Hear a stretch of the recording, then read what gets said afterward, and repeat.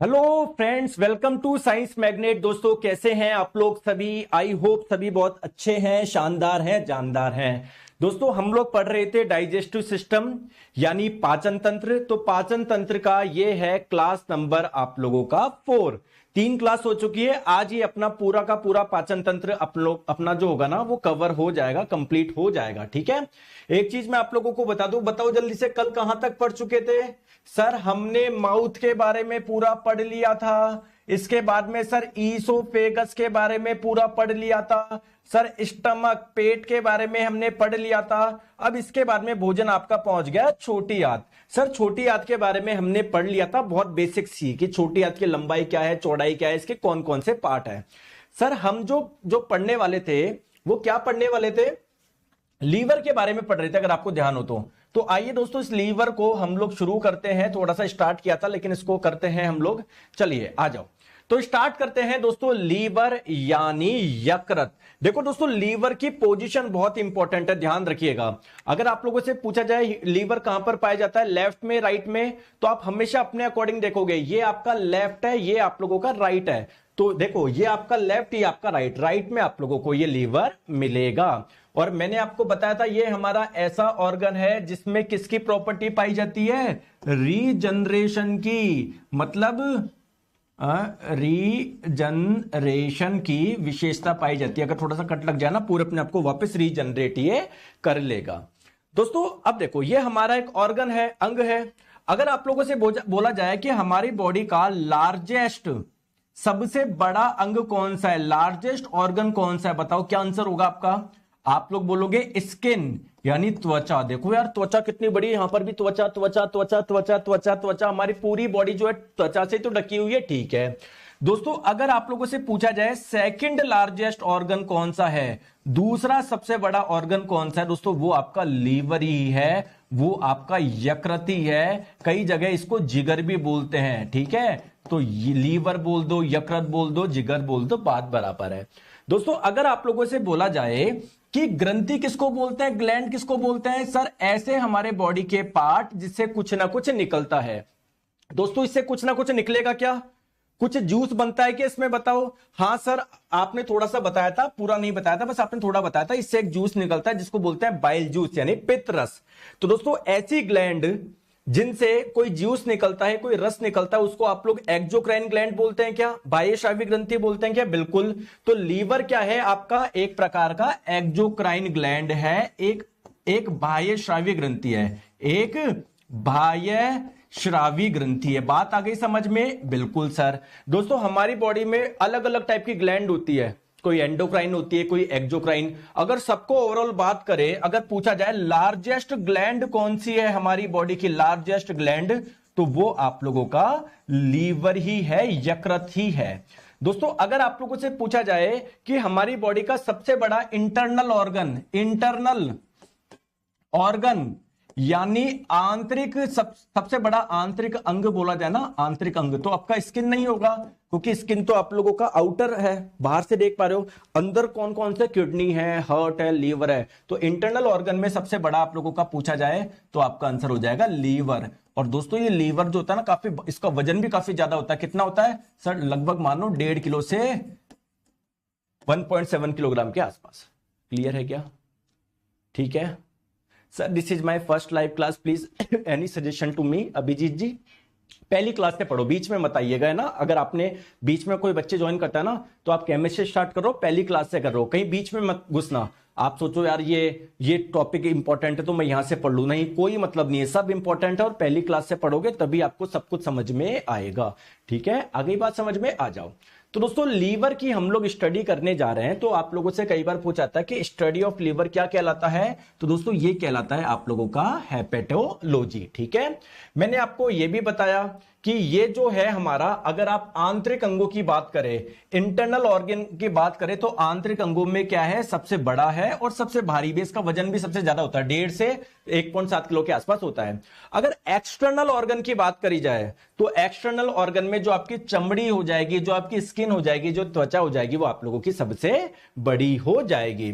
मैंने आपको यह भी बताया, लीवर जो है हमारी बॉडी की सबसे बड़ी ग्लैंड है, सबसे बड़ी ग्रंथि है। और ये कौन सी ग्लैंड है? एक्सोक्राइन ग्लैंड ग्लैंड है, तो सबसे बड़ी ग्लैंड बोल दो, सबसे बड़ी एक्सोक्राइन ग्लैंड बोल दो, आंसर क्या होगा आप लोगों का? लीवर ही होगा। क्लियर है क्या? आ जाओ, चलो आ जाओ। नेक्स्ट हम लोग बात करते हैं सर लीवर काम क्या क्या करेगा, है ना, लीवर क्या क्या काम करता है सर। देखो एक इंपॉर्टेंट काम तो मैंने आपको यह बताया कि लीवर क्या करेगा, बाइल जूस बनाएगा, पित्त रस बनेगा, जो इसके अंदर बाइल जूस बनेगा ना वो बहुत इंपॉर्टेंट है हमारी बॉडी के लिए। तो लीवर का एक काम तो क्या है, बाइल जूस बनाना, पित्त रस का निर्माण करना। क्या लेकिन लीवर का सर एक ही काम है क्या? नहीं सर, लीवर के बहुत सारे काम है। आइए मैं आपको वो काम समझाता हूं एक एक करके। देखो दोस्तों एक चीज मुझे बताओ, जब आप लोग भोजन करोगे, कार्बोहाइड्रेट वाला भोजन करेंगे, जब आपका इसका डाइजेशन होगा, इससे आपको क्या मिलेगा बताओ? क्या मिलेगा सर? ग्लूकोज मिलेगा। अल्टीमेटली वो ग्लूकोज कहां पर जाएगा सर? हमारे ब्लड में जाएगा। तो दोस्तों क्या होता है, जब हमारे ब्लड में ग्लूकोज होता है ना, ग्लूकोज, तो ग्लूकोज की मात्रा जब बहुत ज्यादा हो जाती है तो ग्लूकोज बेसिकली किस में कन्वर्ट हो जाता है? ग्लाइकोजन में कन्वर्ट हो जाता है।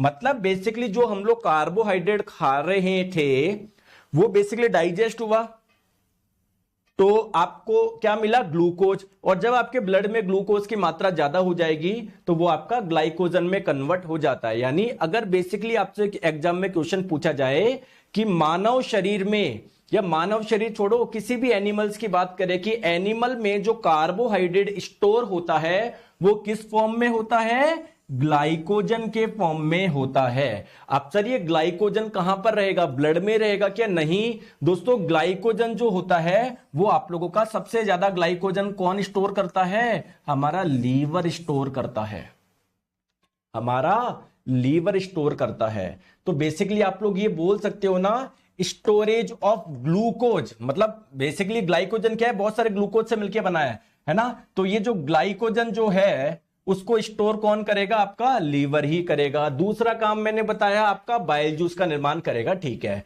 सर, और काम भी बताओ। दोस्तों ये इतनी सारी चीजें स्टोर करता है, इसको हम लोग ह्यूमन बॉडी का स्टोर रूम भी बोलते हैं। सर कहां करा इतनी सारी चीज स्टोर? ग्लाइकोजन ही तो स्टोर करा है। नहीं सर, और भी चीज स्टोर करता है। आइए मैं आपको बताता हूं। दोस्तों आप जब हम लोग आगे पढ़ेंगे विटामिन के बारे में मैं आपको पढ़ाऊंगा, है ना। विटामिन के अलग अलग टाइप के होते हैं क्या? Vitamin A, vitamin K, vitamin E, vitamin D, vitamin B, vitamin C, सुना है आपने? तो दोस्तों ये विटामिन बी और सी होते हैं ना, ये वाटर सॉल्युबल होते हैं, ये जल में घुल जाते हैं। जबकि ये वाले विटामिन होते हैं ना, ये जल में नहीं घुलते, लेकिन हाँ फैट जो होता है ना, वसा में घुल जाता है। जैसे तेल वगैरह में आराम से घुल जाएंगे क्योंकि तेल में बहुत अधिक मात्रा में वसा पाया जाता है। ठीक है दोस्तों, क्या आप लोगों को पता है हमारी बॉडी बहुत सेल से मिलकर बनी हुई है, कोशिका से मिलकर बनी हुई है? बताओ सर आपकी शादी हुआ कि नहीं? सतीश कुमार मौर्य जी, अब बताओ सतीश कुमार जी, शादी हो गया है? बिल्कुल सतीश जी, यार आप कैसे क्वेश्चन पूछ रहे हो? बताओ, हैं इतने अच्छे बच्चे हो आप, सारे इतने प्यारे बच्चे हो, आपके माता पिता आपके लिए इतनी मेहनत कर रहे हैं कि चलो यार पढ़ाई कर रहा है बेटा, कोई बात नहीं है, लेकिन आप ऐसे देखो आके ऐसे क्वेश्चन पूछ रहे हो। मैं तो जवाब दे दूंगा यार, मैं आप पे क्या करूंगा गुस्सा करके? बताओ। लेकिन प्लीज आप इधर पढ़ाई करिए, इधर पढ़ाई करने आए हो, सिलेक्शन हमारा पढ़ाई से होगा। ठीक है सतीश जी, मिल गया जवाब, आ जाओ। देखो तो हमारी बॉडी क्या है दोस्तों, बहुत सारी कोशिकाओं से मिलकर बनी हुई है। एक्चुअली में दोस्तों हमारी बॉडी में ऐसी कोशिकाएं जिनका स्ट्रक्चर एक जैसा है, जिनका काम एक जैसा है, वो एक साथ जुड़ी होती है। यार एक चीज मुझे बताओ, अगर कहीं पर आप लोग जाओगे, जो लोग एक जैसे होते हैं वो उनका ग्रुप अलग बन जाता है। जैसे मान लो आप कहीं पर जाओगे, कहीं फंक्शन में जाओगे, तो पापा की उम्र के जो लोग होते हैं वो एक साथ बात करने लग जाते हैं, जो छोटे बच्चे होते हैं वो एक साथ आप लोगों के खेलने लग जाते हैं, है ना।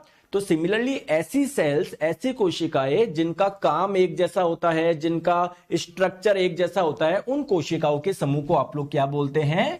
टिश्यू बोलते हैं, उत्तक बोलते हैं। तो हमारी बॉडी में बेसिकली क्या होती है, कोशिका जुड़ जुड़ के, सेल से जुड़ जुड़ के क्या बना लेती है? टिश्यू बना लेती है, उत्तक बना लेती है। क्लियर है क्या? समझ में आ गया?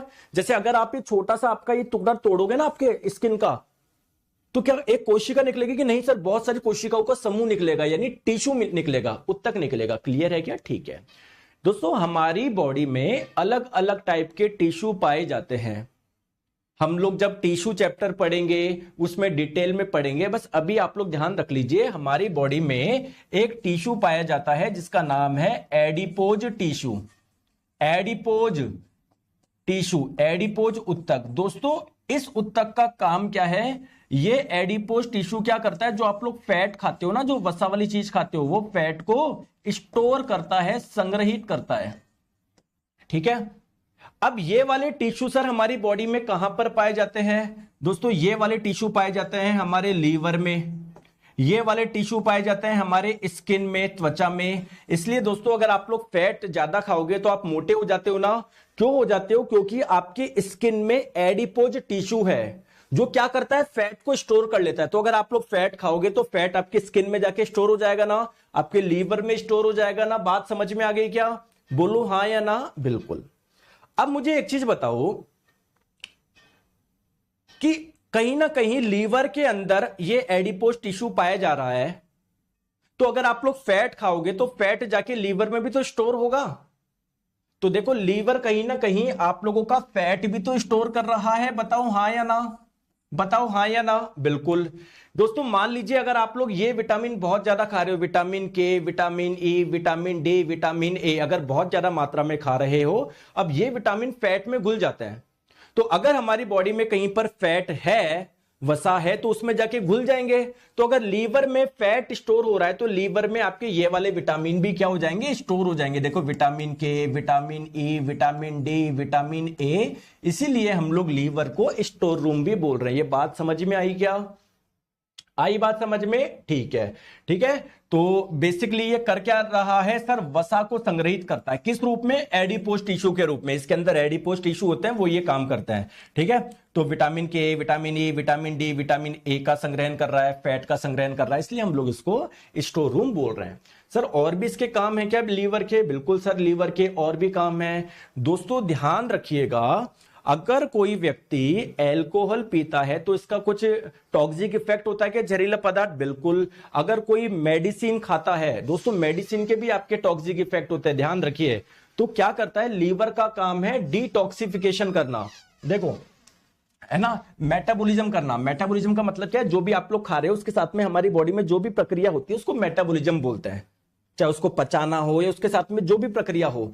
तो अगर आप लोग कोई मेडिसिन ले रहे हैं, अगर आप लोग कोई ड्रग ले रहे हैं, ड्रग का मतलब यहां पर क्या है, मेडिसिन है। तो अगर आप लोग कोई मेडिसिन ले रहे हैं, अगर कोई आप लोग एल्कोहल ले रहे हैं, तो उसका मेटाबॉलिज्म का काम किसका होगा? लीवर का होगा। ये लीवर तय करेगा अंदर उसके साथ में क्या क्या करना है। अब दोस्तों क्या होता है, इस एल्कोहल और ड्रग का क्या होता है, कुछ टॉक्सिक इफेक्ट होता है, कुछ जहरीला प्रभाव होता है। तो लीवर क्या करता है, इसके जहरीले प्रभाव को कम करता है, या मैं बोलूं लीवर क्या करता है, डिटॉक्सिफिकेशन का कार्य करता है। तो अगर कोई व्यक्ति बहुत ज्यादा शराब पीता है तो क्या होता है, लीवर करता है यार चलो शराब पिया है, इसके जहरीले प्रभाव को चलो कम करते हैं। लेकिन कोई व्यक्ति रोज पिए जा रहा है, उसका लीवर परेशान हो गया। तो दोस्तों अगर कोई व्यक्ति बहुत ज्यादा अल्कोहल पिएगा तो लीवर उसका काम करते करते परेशान हो जाएगा, लीवर आप लोगों का काम करना बंद कर देगा। इस बीमारी को आप लोग बोल दोगे लीवर सिरोसिस। तो आप लोगों से अगर पूछा जाए लीवर सिरोसिस कैसे होता है, आप लोग बोलोगे शराब की अधिक मात्रा के सेवन से लीवर सिरोसिस होता है। क्लियर है क्या? क्लियर है क्या? मोहित कुमार जी बोल रहे हैं सर आप फास्ट बोलते हैं, प्लीज थोड़ा स्लो बोलो। ठीक है मोहित कुमार जी। सतीश कुमार मौर्य जी बोल रहे हैं आप बहुत पतले हैं, अभी थोड़ी देर पहले पूछ रहे थे कि सर आपकी शादी हो गई क्या। सतीश जी को ब्लॉक कर दिया जाए।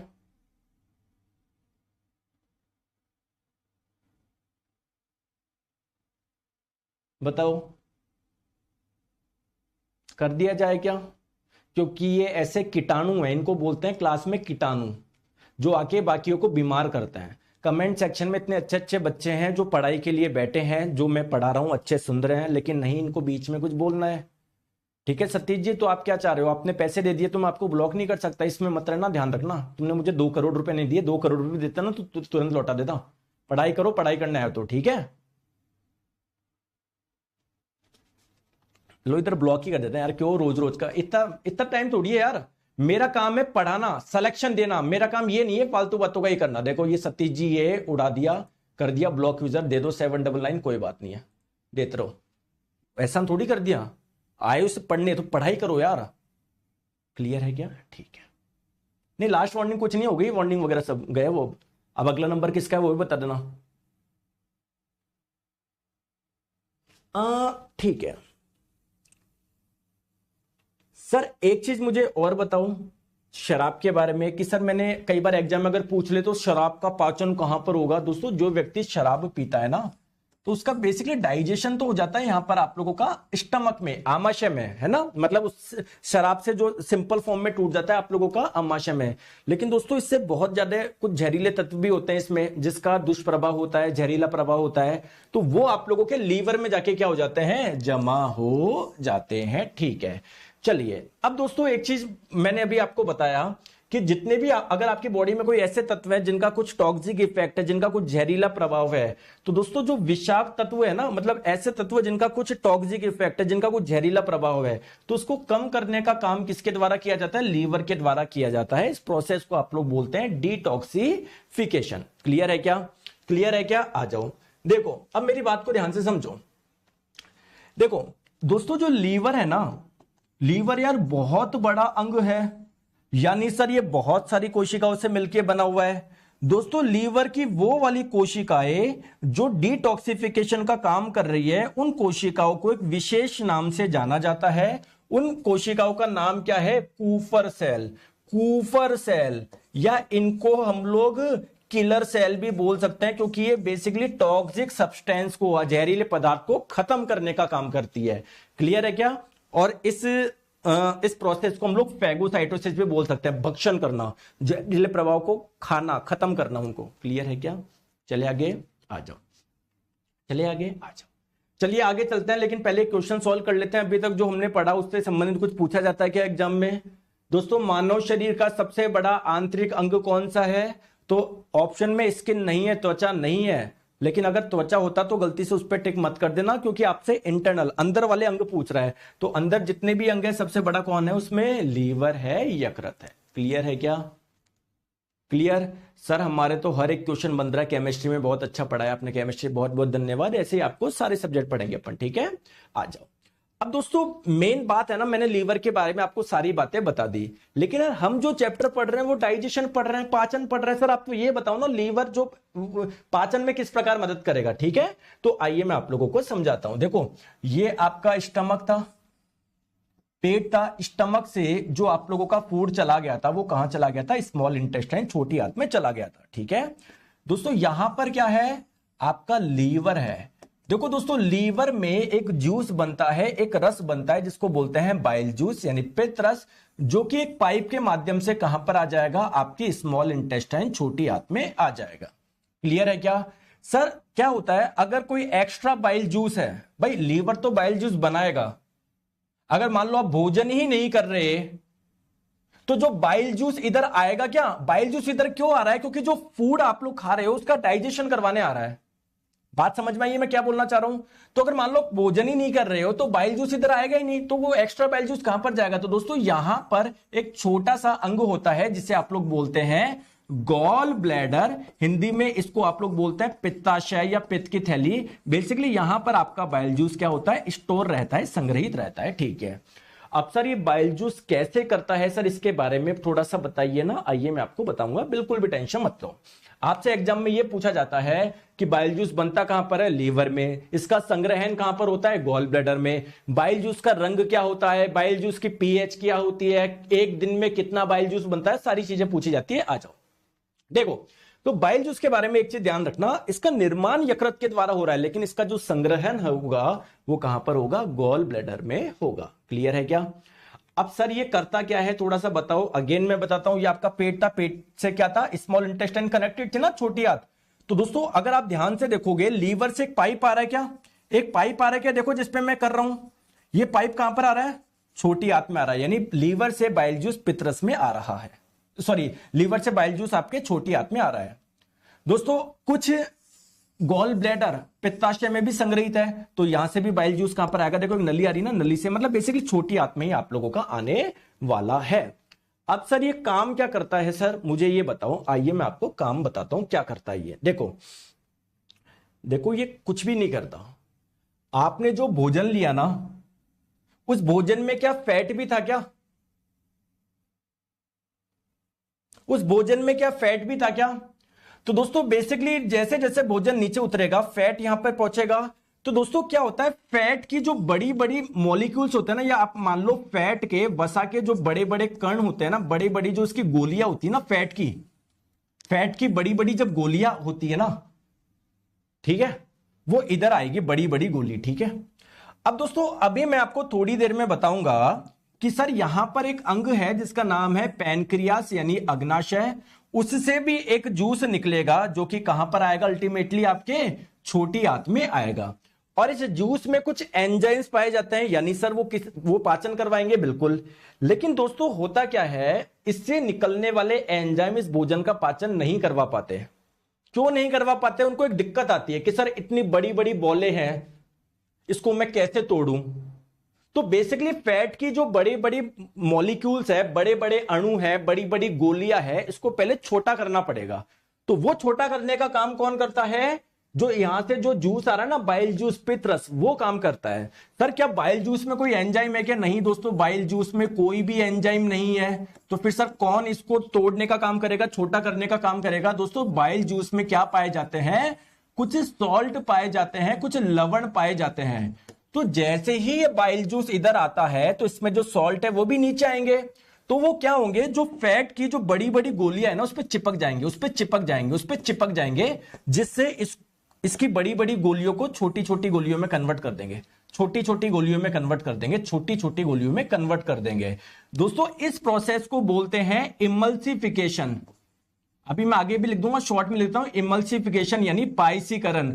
अगर आप लोगों से एग्जाम में पूछा जाए इमल्सिफिकेशन की जो प्रक्रिया है, पाइसीकरण की जो प्रक्रिया है, वो किसके द्वारा करी जाती है, आप लोग बोलोगे बाइल जो होता है, या बाइल जूस बोल दो, पित्त रस बोल दो, उसमें सर कुछ सॉल्ट पाए जाता है, लवण पाए जाते हैं, वो ये घटना करते हैं।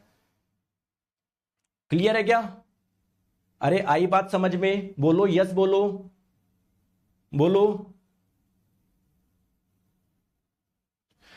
तो दोस्तों बेसिकली आपका यहां पर जो भी फैट था उसका दोस्तों 95% फैट का जो है ना इमल्सिफिकेशन हो गया।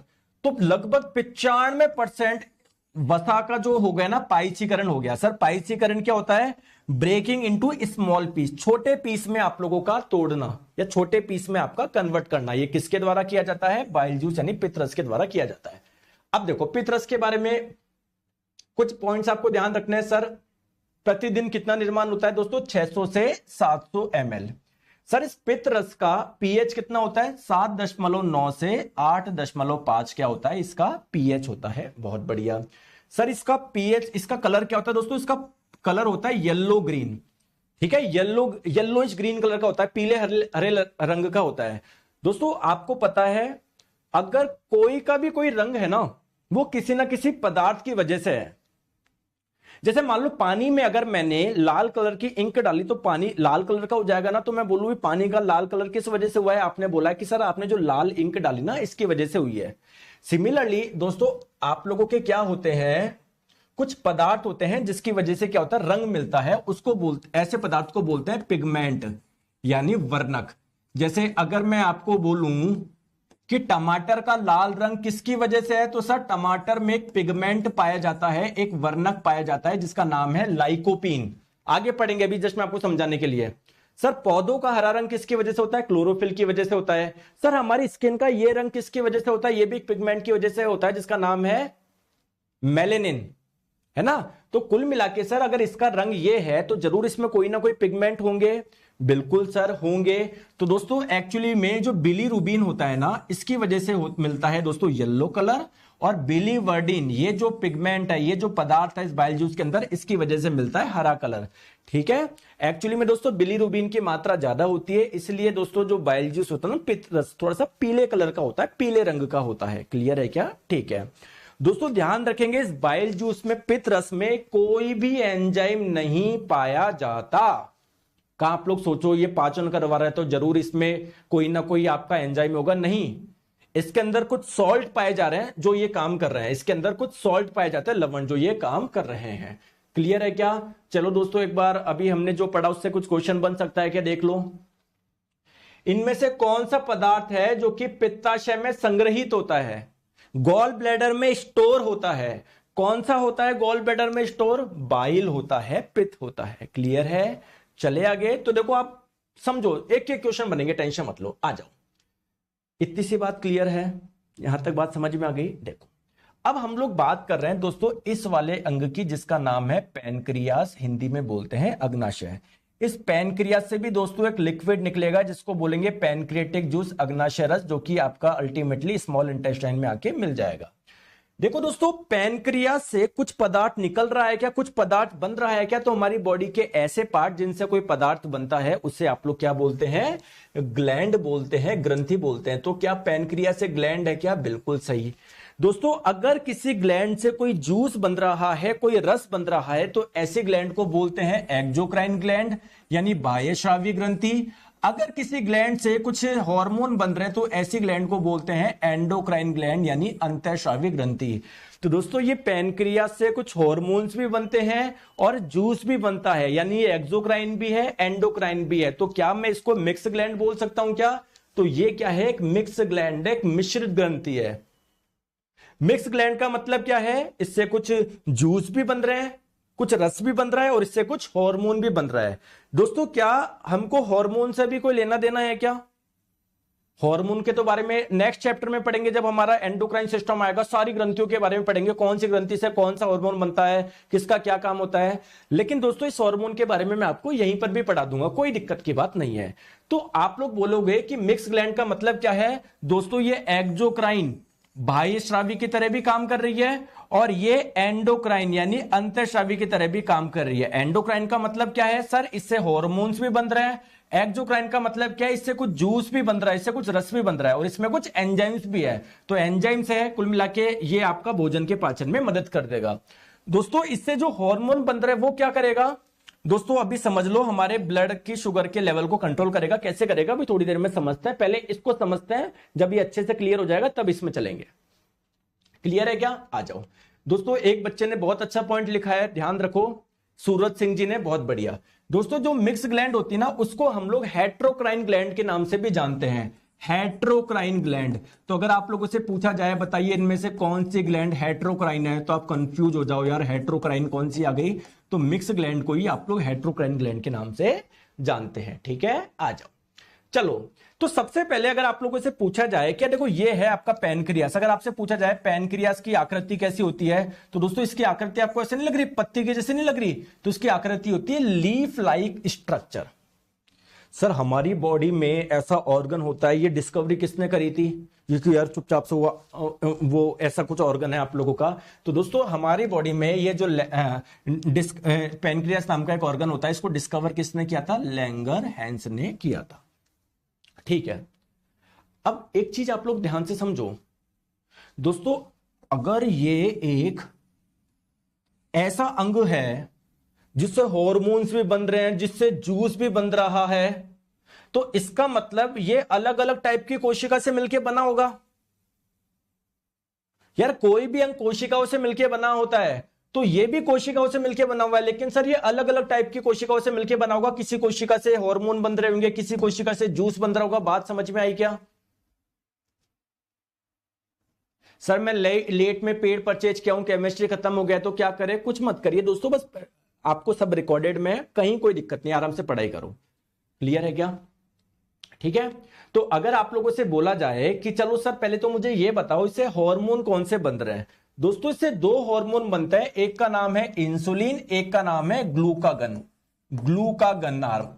सर ये हार्मोन क्या करते हैं, आइए मैं आपको थोड़ा सा बता देता हूं। देखो मेरी बात को ध्यान से समझो दोस्तों, जो आप लोग कार्बोहाइड्रेट खा रहे हो, जब इसका डाइजेशन होगा अल्टीमेटली आपको क्या मिलेगा, ग्लूकोज मिलेगा, और वो आपके ब्लड में चला जाएगा। तो आपके ब्लड में क्या आ गया, ग्लूकोज आ गया। ये बात सही है क्या? अभी मैंने आपको बताया कि जब हमारे ब्लड में ग्लूकोज की मात्रा ज्यादा हो जाती है तो ग्लूकोज बेसिकली किस में कन्वर्ट हो जाता है, ग्लाइकोजन में कन्वर्ट हो जाता है। दोस्तों ग्लूकोज को ग्लाइकोजन में कन्वर्ट करने का काम एक हार्मोन के द्वारा किया जाता है जिसका नाम है इंसुलिन हार्मोन।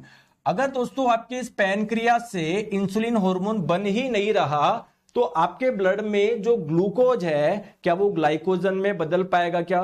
तो आपके ब्लड में ग्लूकोज की मात्रा क्या हो जाएगी?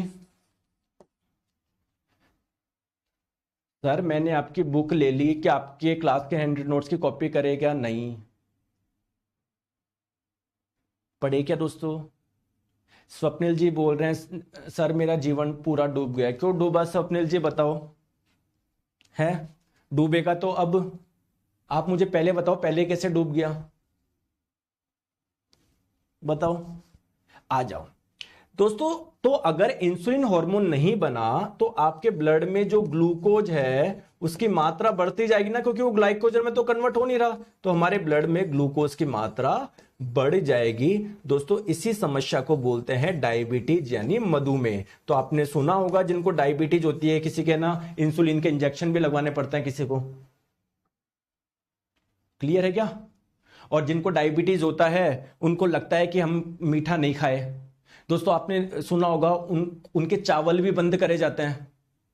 क्यों करे जाते हैं? चावल बंद क्यों करे जाते हैं? क्योंकि चावल में स्टार्च है, और स्टार्च का जब डाइजेशन होगा आपको ग्लूकोज मिलेगा।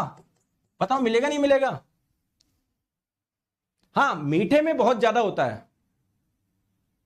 ठीक है ठीक है दोस्तों, अब बात करो अगर आपके ब्लड में ग्लूकोज की मात्रा क्या हो गई, कम हो गई, तब क्या होगा? तो सर हमारा जो ग्लाइकोजन स्टोर था ना उसको बदलना वो आपका कन्वर्ट हो जाएगा, वो टूट जाएगा आपका ग्लूकोज में। तो ये काम कौन करता है? ये काम करता है ग्लूकागन हार्मोन। ग्लूकागन हार्मोन ये वाला काम करता है। ग्लूकागन ये हार्मोन जो होता है ना वो ये काम करता है। तो कुल मिला के हमारे ब्लड में ग्लूकोज को कंट्रोल करने का काम कौन कर रहा है? ये दो हार्मोन कर रहे हैं। इंसुलिन क्या कर रहा है? हमारे ब्लड में ग्लूकोज को बहुत ज्यादा बढ़ने से बचा रहा है। ग्लूकागन क्या कर रहा है? सर हमारे ब्लड में ग्लूकोज को कम होने से बचा रहा है। दोस्तों हमारे ब्लड में कौन सी कार्बोहाइड्रेट है? कौन सी है? ग्लूकोज है ना। बेसिकली दोस्तों कार्बोहाइड्रेट का कॉमन नेम होता है शुगर। तो अगर मैं बोलूं ब्लड में कौन सी कार्बोहाइड्रेट है या ब्लड में कौन सी शुगर है, आप लोग बोलोगे ग्लूकोज। तो ब्लड की शुगर को कंट्रोल करने का काम कौन करता है? ये दो हार्मोन करते हैं, इंसुलिन और एक ग्लूकागन। दोस्तों इंसुलिन क्या करता है? अगर आप लोगों का ब्लड में शुगर का लेवल बहुत ज्यादा चला जाए तो उससे बचाता है ना, उसको ग्लाइकोजन में बदल के। और ग्लूकागन क्या करता है? अगर आपका ब्लड में शुगर का लेवल कम हो जाए तो उसको बचाता है वापस ग्लाइकोजन को ग्लूकोज में तोड़ के।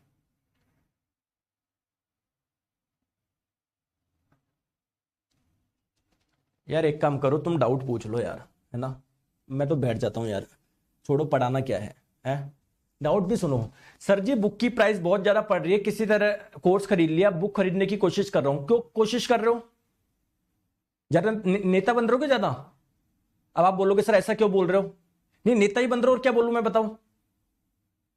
क्या दिखाना चाह रहे हो आप? ये सर अब मैं बुक खरीदने क्यों मत करो परचेज। मैंने बोला अरे सारा ध्यान इधर ले लो, कुछ भी पढ़ने की जरूरत नहीं है, कुछ भी खरीदने की जरूरत नहीं है, 1 रुपया भी लगाने की जरूरत नहीं है, ध्यान रखो 1 रुपया भी।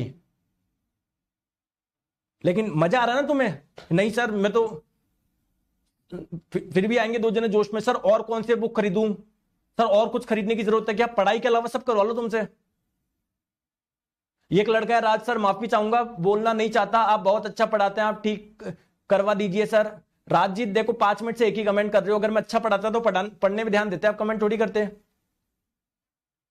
जब मैंने आपको एक जना बोल रहा है सर नोट्स बनाने में कंफ्यूजन हो रहा है, राम अवतार जी घूमने में तो कंफ्यूजन नहीं होता, पता ना कि किस सड़क निकलना किस गली निकलना है। तो जब मैं पढ़ा रहा हूं आपको, मतलब मैं ये भी बताऊं नोट्स कैसे बनाओ है, वो तो भलाओ उन बच्चों का जो रोज नोट्स बनाते हैं। तुमको नोट्स भी बनाना नहीं आता तो लो मैंने बच्चों की फोटो खींच के भेज दी, लो ऐसे बना लो नोट्स। क्या कंफ्यूजन हो रहा है दोस्तों? पूरा ध्यान समझने में दो, लास्ट में जो मैंने पढ़ा है उसको लिख लो आराम से, अभी मत लिखो, अभी आप समझ लो। आपको सब दे रहा हूं मैं पीडीएफ वगैरह, आ जाओ। तो दोस्तों अगर आपके ब्लड में ग्लूकोज की मात्रा बहुत ज्यादा हो जाती है तो इस कंडीशन को बोलते हैं हाइपर। हाइपर का मतलब वृद्धि, हाइपरग्लाइसीमिया। तो अगर आप लोगों से बोला जाए कि अगर आपके बॉडी में इंसुलिन हार्मोन बनी नहीं रहा तो क्या समस्या हो जाएगी? ब्लड में ग्लूकोज की मात्रा बढ़ जाएगी। इस कंडीशन को हाइपरग्लाइसीमिया के नाम से भी जानते हैं। अगर मैं आपको बोलूं अगर आपके बॉडी में ग्लूकागन हार्मोन बनी नहीं रहा तो क्या होगा? सर ग्लूकागन अगर नहीं बनेगा ना तो सर वो ग्लाइकोजन ग्लूकोज में कन्वर्ट नहीं हो पाएगा, हमारे ब्लड में ग्लूकोज की मात्रा कम हो जाएगी, ग्लूकोज की कमी हो जाएगी। इस कंडीशन को बोलते हैं हाइपोग्लाइसीमिया। ठीक है ठीक है, आ जाओ, क्लियर है? आ जाओ। सर मुझे एक चीज बताओ, हमारा अब मेन चीज बात करते हैं। आपने बता दिया कि सर इस पैनक्रियास से कुछ हार्मोन बनते हैं, बहुत अच्छी बात है। लेकिन सर मेन चीज आप मुझे बताओ, भोजन के डाइजेशन के लिए कौन इंपॉर्टेंट है? भोजन के डाइजेशन के लिए इंपॉर्टेंट है जो आपके पैनक्रियास से पैनक्रियाटिक जूस बन रहा है, अग्नाशय रस बन रहा है। ये अग्नाशय रस आएगा आपकी छोटी आंत में। तो सर इस रस के बारे में बताओ ना सर। ठीक है दोस्तों, ये रस ध्यान रखिएगा, एक दिन में 1 लीटर ये रस बनता है। और इस रस में 3 मुख्यतः एंजाइम पाए जाते हैं। कौन कौन से? एक पाया जाता है एमाइलेज, एक पाया जाता है लाइपेज, एक पाया जाता है ट्रिप्सिन। अगर आपको ध्यान हो तो एमाइलेज जो एंजाइम है वो आप लोगों के माउथ में भी पाया जा रहा था, याद है क्या? याद है क्या?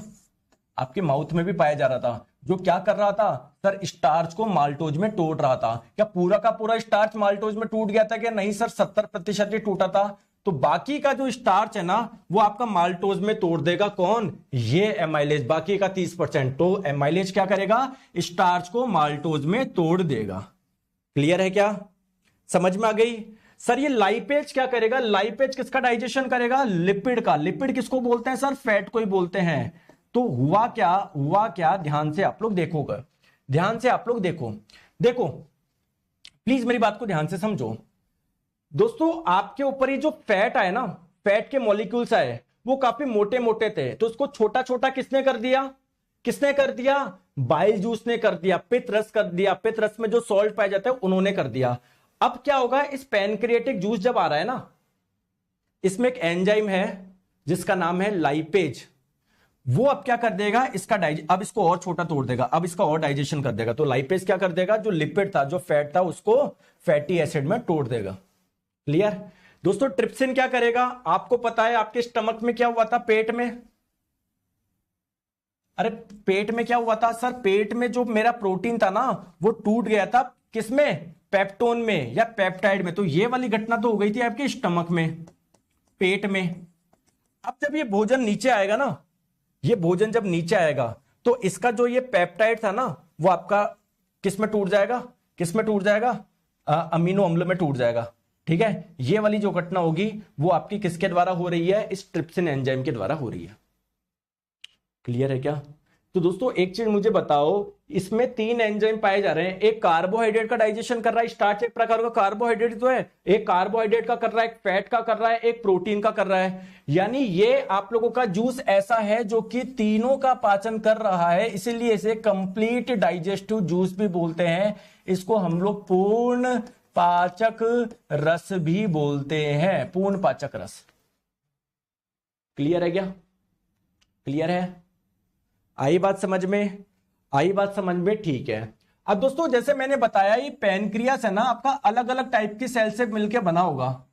तभी तो दोस्तों कोई सेल्स है जो कि हार्मोन निकाल रही है। हार्मोन भी 2 टाइप के हैं। तो कोई सेल ऐसी होगी जो इंसुलिन हार्मोन निकाल रही है, कोई सेल ऐसी होगी जो ग्लूकागन हार्मोन निकाल रही है, कोई सेल ऐसी होगी जो कि ट्रिप्सिन निकाल रही है। समझ लो बात को? तो ये इसमें अलग अलग टाइप की सेल पाई जाती है। तो टोटल 4 प्रकार की सेल पाई जाती है, alpha cell, beta cell, gamma cell और एक हो जाएगा एफ सेल। तो दोस्तों ये जो तीनों सेल्स है ना, ये वाली, ये तो क्या करती है? एंडोक्राइन का काम करती है। मतलब बेसिकली इनसे निकलेंगे हार्मोन्स। तो आपको 2 चीजें ध्यान रखनी है। अगर आपसे पूछा जाए इंसुलिन कौन सी सेल से निकलता है, तो बीटा सेल से निकलता है इंसुलिन हार्मोन, और जो ग्लूकागन निकलता है वो निकलता है अल्फा सेल से। ध्यान रखिएगा, इंपॉर्टेंट है। क्लियर है क्या? और बेसिकली इस वाले पार्ट से आपका क्या निकलेगा? ये जूस आपका बनेगा। ठीक है, आप तो बस ये 2 चीजें ध्यान रखो कि इसमें 4 टाइप की सेल पाई जाती है। अगर आपसे पूछा जाए इंसुलिन हार्मोन कौन सी सेल से निकलता है, बीटा सेल से। अगर आप लोगों से पूछा जाए ग्लूकागन हार्मोन किससे निकलता है, अल्फा सेल से।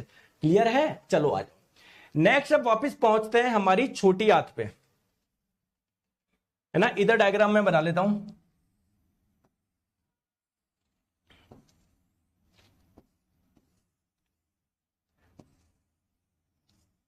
दोस्तों मुझे एक चीज बताओ, आपने स्टार्च खाया, जैसे जैसे नीचे आया यहां पर आके अब क्या हो गया सर, स्टार्च टूट गया माल्टोज में। क्या दोस्तों ये कंप्लीट डाइजेशन हो गया क्या? नहीं सर, अभी तो माल्टोज को और तोड़ना है, तब जाके मानेंगे हम लोग कंप्लीट डाइजेशन होगा। दोस्तों एक चीज मुझे बताओ, जो आपने प्रोटीन खाया था उसका डाइजेशन हो गया, अमीनो एसिड में टूट गया, जो फैट आपने खाया था वो फैटी एसिड में टूट गया, लेकिन दोस्तों इस माल्टोज को आगे कौन तोड़ेगा, दिक्कत यह है। और आप मुझे बताओ कि आप लोग यही वाली कार्बोहाइड्रेट खाते हो क्या, स्टार्च? नहीं सर, मैं तो ये वाली कार्बोहाइड्रेट भी खाता हूं, लैक्टोज। ये वाली कार्बोहाइड्रेट कहां पर मिलती है सर? ये वाली कार्बोहाइड्रेट मिलती है कहां पर? दूध में। तो सर अगर मान लो मैंने लैक्टोज खाया तो उसका डाइजेशन कहां पर होगा? सर मैं तो ये वाली कार्बोहाइड्रेट भी खाता हूं, सुक्रोज। ये कहां पर मिलती है? गुड़ में। तो सर जब ये गुड़ खाऊंगा तो ये वाली का डाइजेशन कहां पर होगा? आइए मैं आपको बताता हूं। दोस्तों एक्चुअली में आपकी जो स्मॉल इंटेस्टाइन होती है ना, छोटी आंत, इसमें भी क्या होती है, अंदर छोटी छोटी ग्लैंड होती है।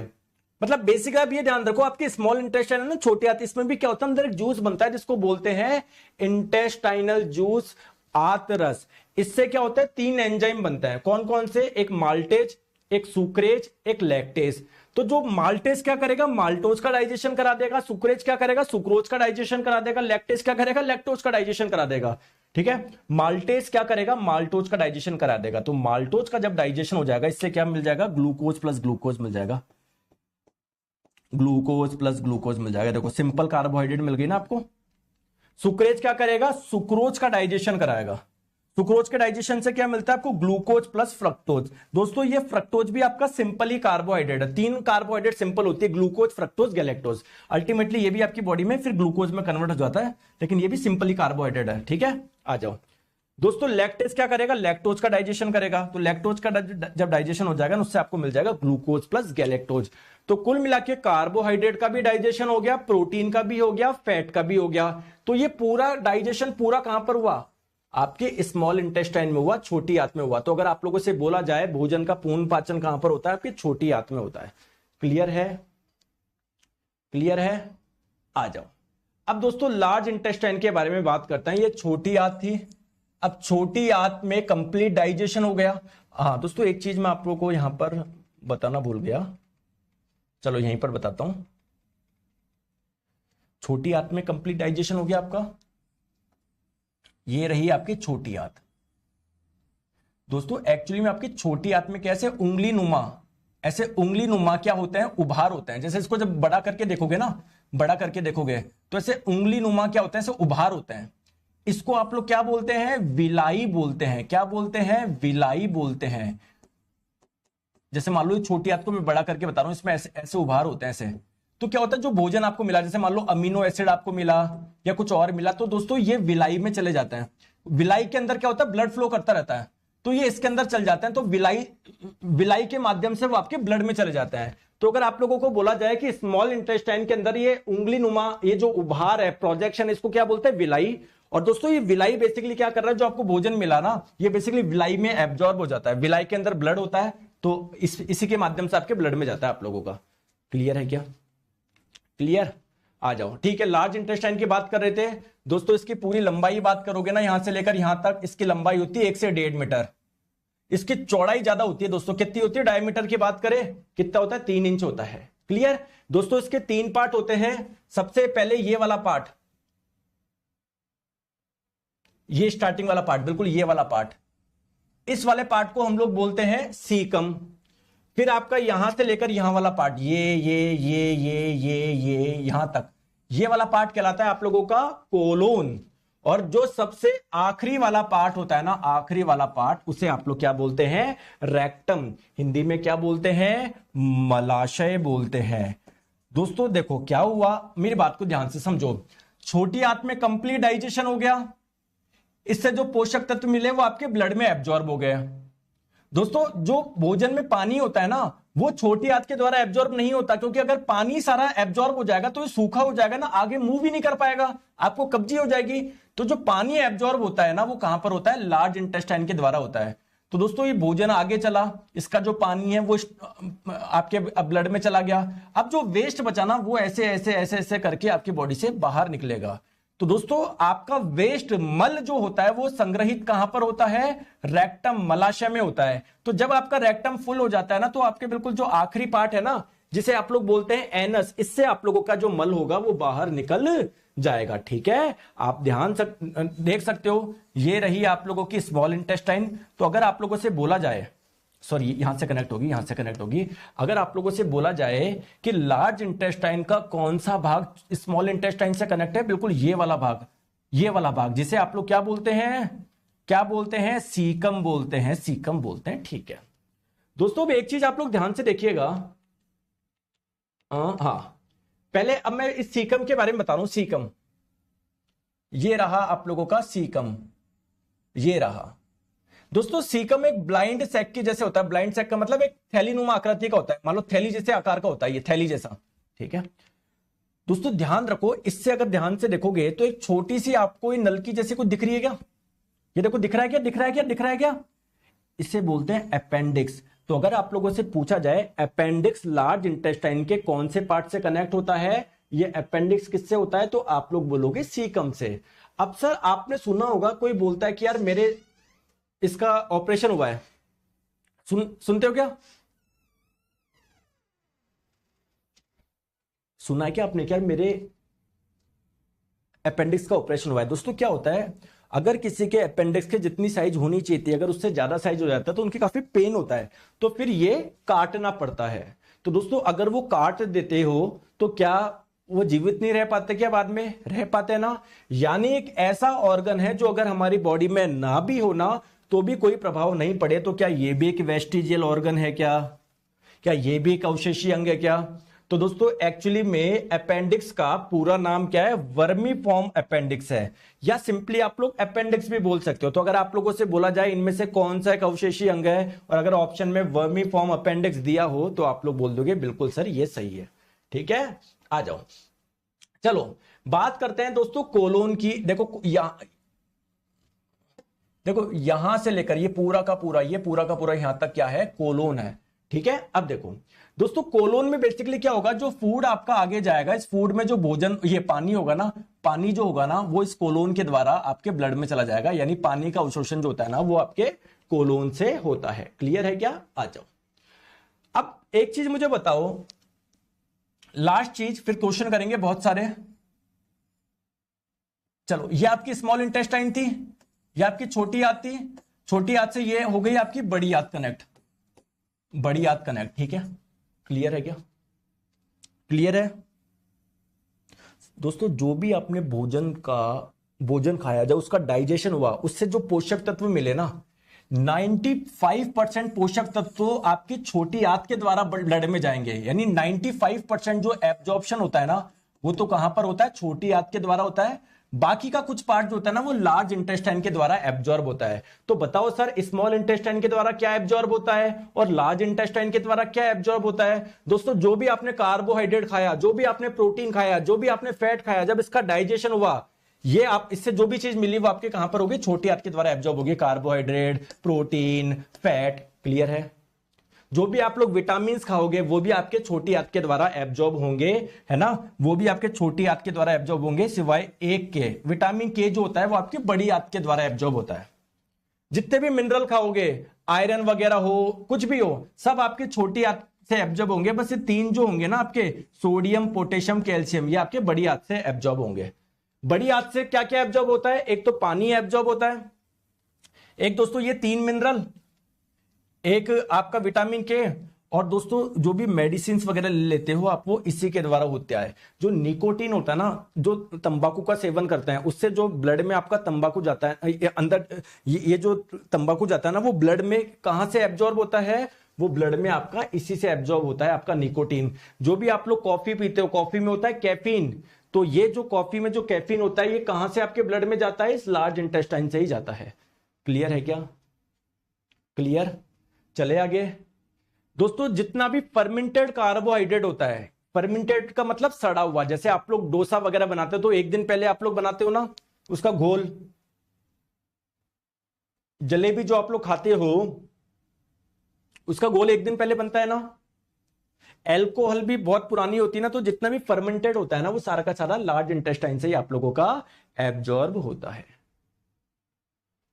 क्लियर है दोस्तों? आई बात समझ में? अब कुछ मैं बीमारी बता दूं आपको। अच्छा बीमारी तो अभी रेक्टम तो समझो, ये रेक्टम, मलाशय, तो दोस्तों ये रेक्टम क्या करता है, मल का संग्रहित करता है। जब इसकी कैपेसिटी पूरी हो जाएगी तो ये लास्ट जो पार्ट है ना इसका एनस, उससे बाहर निकल जाएगा। ठीक है, उससे आपका मल बाहर निकल जाएगा। क्लियर। अब कुछ बीमारी मैं आपको बताता हूं, सिंपल सिंपल। जॉन्डिस। दोस्तों जॉन्डिस क्या है, अगर मान लो आपका लीवर ढंग से काम नहीं कर पा रहा, बहुत ज्यादा बिलीरुबिन बना रहा है वो, तो आपके बाइल जूस में, पित्त रस में क्या होगा, बहुत ज्यादा बिलीरुबिन आ जाएगा, पीला पदार्थ बहुत ज्यादा आ जाएगा। तो अल्टीमेटली दोस्तों ये आपके ब्लड में जब जाएगा ना, ब्लड में भी चल जाएगा, तो आपकी सब जगह पहुंचेगा, आपकी स्किन, आपकी आंख सब पीली पड़ जाएगी। इस डिजीज को बोलते हैं जॉन्डिस। ठीक है, क्लियर। तो इसका कारण क्या है, बिलीरुबिन का बहुत ज्यादा बनना। एक है आप लोगों का इरिटेबल बॉल सिंड्रोम। इसमें क्या होगा इरिटेबल बॉल सिंड्रोम में आपको, दोस्तों ये आपकी जो आते हैं, इसमें क्या होगा, कॉन्ट्रैक्शन होगा, जिसकी वजह से मल आगे नहीं जा पाएगा, कब्जी हो जाएगी। या मान लो कभी कहीं पर बहुत ज्यादा रिलैक्सेशन हो रहा है तो यहां पर मल जल्दी जल्दी जा रहा है, तो उसमें कभी आप लोगों को दोस्तों कॉन्स्टिपेशन की समस्या आएगी, कभी डायरिया की, कभी आपके पेट में दर्द होगा। ठीक है, तो ये भी पाचन तंत्र से संबंधित ही बीमारी है। नेक्स्ट बात करते हैं दोस्तों डायरिया।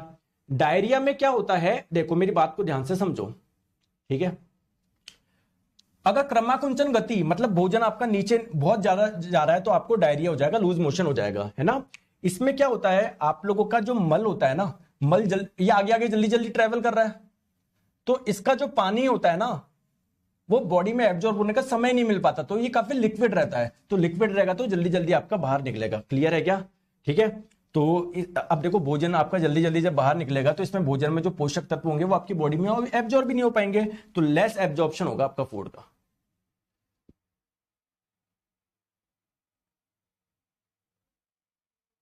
राज जी बोल रहे सर स्मॉल इंटेस्टाइन का भी तो पार्ट होता है ना, क्योंकि आपके बुक में दे रखा है, उसे याद करूं। राज जी कल बताएं ताकि स्मॉल इंटेस्टाइन के 3 पार्ट। यार देखो बीच में बुक बुक के गुणगान मत गाओ, मैं गाने लग गया ना तो देखो यार, मैं तो 1 करोड़ रुपए कमा सकता हूं महीने की, आपको पता है क्या। दिन भर पढ़ाऊं कम, अरे मेरी ये बुक ले लो, मेरी वो बुक ले लो, मेरी टेस्ट सीरीज ले लो। यार मेरा काम है आपका सिलेक्शन करवाना। जब मैंने बोल दिया दोस्तों मैं पढ़ा रहा हूं, केवल इस पे ध्यान दो, और कुछ करना ही नहीं है जीवन में यार, तो क्यों आप बीच बीच में वो करते हो, आप क्यों कनेक्ट करो, मेरे को समझ नहीं आ रहा यार। अगर आपको ऐसे ही प्रमोशन, मैं तो हर क्लास के लास्ट में प्रमोशन कर दूं, दोस्तों मेरी ये वाली बुक ले लो, ये बुक ले लो, बढ़िया है, मेरा ये ले लो, ये भाई मेरे को सिलेक्शन करवाना है आपको, मेरे को आपको 25 में से 25 दिलाना है, मेरे को आपको 20 में से 20 दिलाना है, 30 में से 30 दिलाना है यार, प्लीज। तो ये सफिशियंट है भाई, ईश्वर की कृपा से मेरे पास में दाल रोटी है खाने को, तो मैं उसमें संतुष्ट हूं। मुझे नहीं कमाना इतना पैसा, मुझे आपकी वो कमानी है कि भाई आपके गुड विशेष मिले मेरे को जब आप सिलेक्शन होके जाओ। ठीक है, तो प्लीज प्लीज मेरी रिक्वेस्ट है यार, आप जो मैं पढ़ा रहा हूं उस पर ध्यान दो, कुछ मत करो यार प्लीज, है ना। एक रिक्वेस्ट है आपसे ना, कुछ मत पढ़ो, जो मैं पढ़ा रहा हूं बस यही पढ़ना है, इसके अलावा कुछ भी नहीं पढ़ना है। ठीक है, चलो सर मैं अब कुछ क्वेश्चन करेगा। ठीक है, देखो कुछ क्वेश्चंस करते हैं, पहले रुको, चलो बताओ, पहले ये बताओ, इस बार के ग्रुप डी का क्वेश्चन है, बताओ। डैश बड़ी वसा गोलिकाओं के आकार को संकुचित करता है, इनमें से कौन सा है जो बड़ी बड़ी आपकी वसा की गोलियां थी ना उसको संकुचित कर देता है, जिससे एंजाइम अधिक प्रभावी ढंग से काम कर सके। अब जो पैनक्रियाटिक जूस से जो एंजाइम है ना ढंग से काम कर सके, ये काम कौन करेगा इसको छोटे छोटा उसमें करने का, बाइल में पाए जाने वाले सॉल्ट, है ना। क्लियर है क्या, चलो बताओ दोस्तों, इनमें से कौन है जो आहार नाल में अम्लीय आहार को क्षारीय में परिवर्तित कर देता है। देखो मेरी बात को ध्यान से समझो, कोई बात नहीं। देखो दोस्तों ये है आप लोगों का स्मॉल इंटेस्टाइन। जब स्मॉल इंटेस्टाइन में पेट से खाना आया, पेट का जो भोजन था काफी ज्यादा अम्लीय था, तो दोस्तों इधर आके वो क्षारीय हो जाता है। क्यों, क्योंकि देखो पैनक्रिया से पैनक्रियाटिक जूस बन रहा है, अग्नाशय रस बन रहा है जो क्षारीय प्रकृति का है। आप लोग बोलोगे सर बाइल भी तो आ रहा है, दोस्तों बाइल आ रहा है बहुत कम, 600 से 700 ml बन रहा है, ये बन रहा है 1 लीटर के आसपास। तो इसका योगदान है इस भोजन को क्षारीय बनाने में, पैनक्रियाटिक जूस का। चलो आ जाओ, अभी ये 2 क्वेश्चन मैं आपको अलग से बताऊंगा, इसको छोड़ो, इसको बताओ। निम्नलिखित में से किसमें होमोडोंट दांत पाए जाते हैं, बताओ। समदंती मैंने बताया था दोस्तों, मगरमच्छ और मछली में। ऑप्शन नंबर A कर दो क्या, चलो बताओ। दोस्तों जो छोटी आंत होती है ना आपकी स्मॉल इंटेस्टाइन, छोटी आंत दोस्तों, उसमें ऐसे उंगली नुमा प्रोजेक्शन उभार पाए जाते हैं। इसको क्या बोलते हैं आप लोग? सर इसको आपने बताया था, लो इंग्लिश गलत लिख रखी है तो उसको आप लोग बोलोगे दोस्तों विलाई। विलाई, अब मुझे ये नहीं पता हिंदी में, अंकुर भी गलत है, विलाई आप लोग ध्यान रखो, ठीक है। तो इसे एक ऑप्शन मेरे हिसाब से ये ऑप्शन नंबर डी है ना, विलाई, ठीक है। विलाई, हिंदी में भी इसको विलाई बोलते हैं दोस्तों, विलाई बोलते हैं, ठीक है। ठीक है, चले आगे। रुको रुको, चलो अब कुछ 2-3 क्वेश्चन है जो आपके दिमाग के तार खोल देंगे। तार क्या खोलेंगे, कुछ नई चीज आपको सिखाता हूं। जैसे ये है, बताओ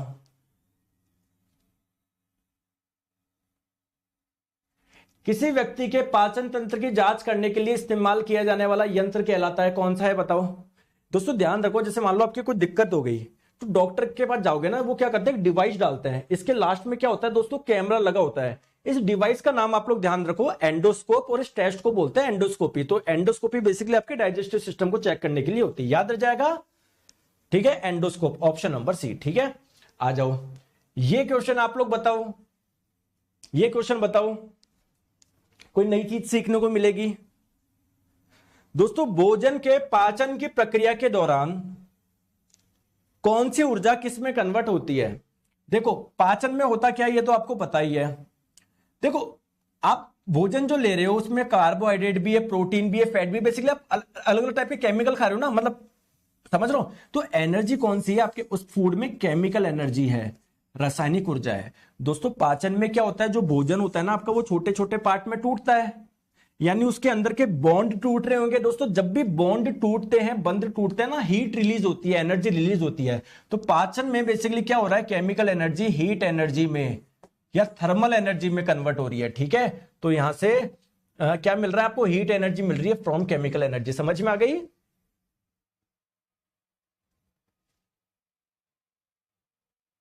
क्लियर है क्या। चले एक नया कॉन्सेप्ट और सिखाना है आपको, 2 ये तो मैंने आपको सिखाई दिया, ये भी आपको हो गया। हाँ एक ये वाला कॉन्सेप्ट समझो, है ना। आ जाओ दोस्तों, एक चीज मुझे बताओ, कार्बोहाइड्रेट अलग अलग टाइप की होती है। कार्बोहाइड्रेट होती है जिसका नाम है सेल्यूलोज। सर ये वाली कार्बोहाइड्रेट कहां पर पाई जाती है दोस्तों, ये आप लोगों की हरी पत्तेदार सब्जियों में, घास में पाई जाती है। दोस्तों क्या हम लोग घास खाते हैं क्या हम लोग घास खाते हैं क्या, नहीं खाते। क्यों नहीं खाते, क्योंकि सर इस घास में बहुत अधिक मात्रा में सेल्यूलोज पाया जाता है। ये सेल्यूलोज क्या है, एक प्रकार का कार्बोहाइड्रेट है। दोस्तों ये सेल्यूलोज हम लोग डाइजेस्ट कर ही नहीं सकते, पचा सकते ही नहीं है। क्यों, क्योंकि दोस्तों इसके लिए स्मॉल इंटेस्टाइन, छोटी आंत की लंबाई सर बहुत ज्यादा होनी चाहिए। हमारी इतनी लंबाई नहीं है कि नीचे बहुत, मतलब लंबाई बहुत ज्यादा होनी चाहिए जिससे नीचे आते आते आते आते आते आते डाइजेस्ट हो, तो हम नहीं पचा सकते। जितने भी शाकाहारी होते हैं ना, हर्बीवोर, मतलब जो अपने भोजन के लिए प्लांट या प्लांट के प्रोडक्ट पे निर्भर करते हैं, उनकी स्मॉल इंटेस्टाइन की लेंथ बहुत ज्यादा होती है। कारण क्या है, क्योंकि वो बहुत ज्यादा सेल्यूलोज खाते हैं। तो काऊ इसका करेक्ट आंसर हो जाएगा। दोस्तों मनुष्य से ज्यादा छोटी आंत की लंबाई बताऊं किसकी होती है, खरगोश की होती है, क्योंकि खरगोश भी दोस्तों मीट वगैरह नहीं खाता, वो भी आप लोगों का प्लांट या प्लांट के प्रोडक्ट खाता है। अब आपके मन में क्वेश्चन आएगा कि सर मैं हरी पत्तेदार सब्जियां खाता हूं, क्या उसमें 2 बजे से क्या क्लास कराते हैं sir ji, basic science and engineering की होती है, आज ऑफ है, ठीक है। मेरी बात समझो, आप लोग बोलोगे सर मैं हरी पत्तेदार सब्जियां खाता हूं तो सर उसमें सेल्यूलोज होता है क्या, बिल्कुल होता है। दोस्तों क्या खीरा खाते हो क्या, खीरा उसमें होता है क्या सेल्यूलोज, बिल्कुल। तो सर मैं वो क्यों खाता हूं, वो तो डाइजेस्ट ही नहीं हो रहा मेरी बॉडी में। दोस्तों दिन भर खाते रहते हो क्या अरे दिन भर खीरा खाते रहते हो क्या, दिन भर कितना खाते हो यार, सुबह शाम मान लो। ऐसा थोड़ी है कि आपका भोजन ही पूरा का पूरा वो खा रहे हो, घास वगैरह या कोई प्लांट वगैरह खा रहे हो, दिन भर तो नहीं खाते ना। तो दोस्तों कुछ मात्रा में सेल्यूलोज हमारी बॉडी के लिए जरूरी है। क्यों जरूरी है सर बताओ मेरे को। जैसे मान लो ये आपकी छोटी आंत है, क्लियर है, आपने मान लो सेल्यूलोज खाया, अभी डाइजेस्ट हो नहीं रहा, ये सीधे सीधे पास होगा ना, अरे सीधे सीधे पास होगा ना, अरे बोलो हाँ या ना, बोलो हाँ या ना। तो ये आपके जो अगर कोई मल फंसा हुआ होगा ना तो उसको टक्कर मारेगा, कुल मिला के आपको कब्जी नहीं होगी। इसलिए डॉक्टर के पास जाओगे ना, कभी आपकी कब्जी होती है तो बोलता है यार अरे हरी सब्जी खाया कर बढ़िया, तो इसलिए बोला जाता है हरी सब्जियां खाने को। क्लियर है क्या? क्लियर है? ठीक है। एक लास्ट कॉन्सेप्ट जो आपको एक नया सिखाना है वो ये है, बताओ, एक बार क्वेश्चन आया था एनटीपीसी में, लेकिन मैं सोच रहा हूं अगर एक भी क्वेश्चन आपका कहीं पर कुछ ऐसा आया है हटके, एनसीईआरटी से हटके, तो वो भी मैं आपको करवाऊंगा। बताओ दोस्तों, खुर वाले जानवर के आमाशय का सबसे बड़ा हिस्सा कौन सा है? दोस्तों जैसे हमारे स्टमक के तो 3 पार्ट होते हैं, कार्डिया, पाइलोरस, बताया था ना मैंने आपको। लेकिन दोस्तों जो खुर वाले जानवर होते हैं ना, खुर वाले जानवर किसको बोलते हैं? जिनके पैर के नीचे खुर वो होते हैं, खुर्रे होते हैं, जैसे घोड़ा हो गया, हाथी हो गया, आपका भेड़ हो गई, बकरी हो गई, गाय हो गई। तो दोस्तों इनका पेट है ना काफी बड़ा होता है। दोस्तों इन पेट के अलग अलग पार्ट होते हैं, बस आप लोग ध्यान रखना। सबसे बड़ा पार्ट पूछे, ये रूमेन सबसे बड़ा होता है। देखो रूमेन ना, ये सबसे बड़ा पार्ट होता है रूमेन। बस ये इतना सा पार्ट आपको ध्यान रखना है। क्लियर है? तो ये हो गया आप लोगों का सारा डाइजेस्टिव सिस्टम, पाचन तंत्र। आया क्या मजा?